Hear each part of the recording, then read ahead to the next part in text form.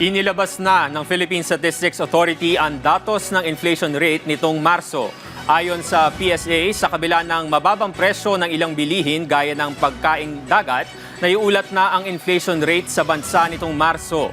Bumilis ng higit 4% ayon sa Philippine Statistics Authority. Si Denise Osorio sa sentro ng balita.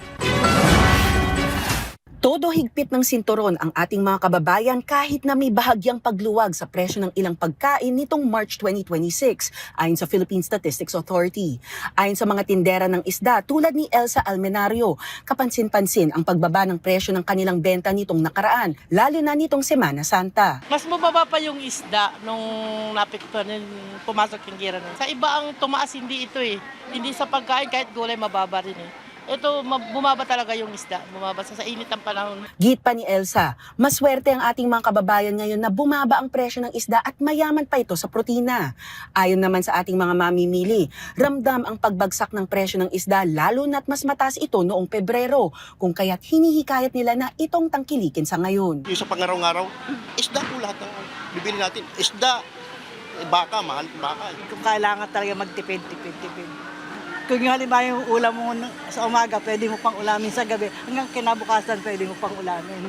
Ganon. Kabilang sa mga nagtala ng mas mabagal na taunang pagtaas ng presyo ang isda at iba pang seafood, gayon din ang gatas, iba pang dairy products at itlog, pati na ang mga ready-made food products. Pero kahit may pagluwag sa ilang pagkain, bumilis pa rin sa 4.1% ang headline inflation o overall inflation ng Pilipinas mula sa 2.4% noong February. Isa sa mga dahilan nito ang mas mabilis na paggalaw ng mga presyong may kinalaman sa transportasyon, kuryente at iba pang fuel-related costs. Yung external naman kasi ito, we are importing it. So first is that depende yun sa world market prices and we are following it. Yung iba namang impact, syempre nakita na rin natin ito no, noong 2022, 2023 na may mga direct and immediate effects sa iba pang mga commodity groups pag tumaas yung presyo ng gasolina, diesel.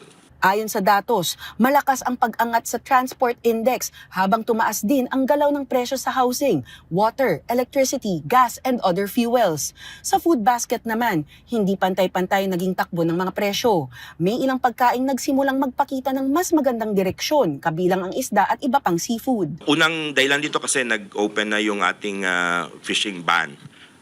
So nagkaroon na tayo ng medyo mataas na production. Makikita natin doon ng contribution no, dito sa pagbaba ng presyo. So medyo pababa na siya, although yung level niya is quite high, but at least the direction is going down. Sa kabila nito, nananatiling ramdam ng mga mamimili ang bigat ng gastusin sa araw-araw, epekto ng mas mataas na presyo ng petrolyo sa pamasahe, kuryente at presyo ng iba pang bilihin sa mga susunod na buwan. Sa kabuuan, bumilis pa rin sa 4.1% ang overall inflation noong March 2026, pinakamataas mula noong July 2024 na nasa 4.4%.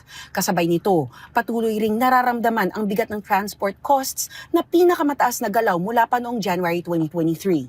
Denise Osorio, para sa Pambansang TV, sa Bagong Pilipinas.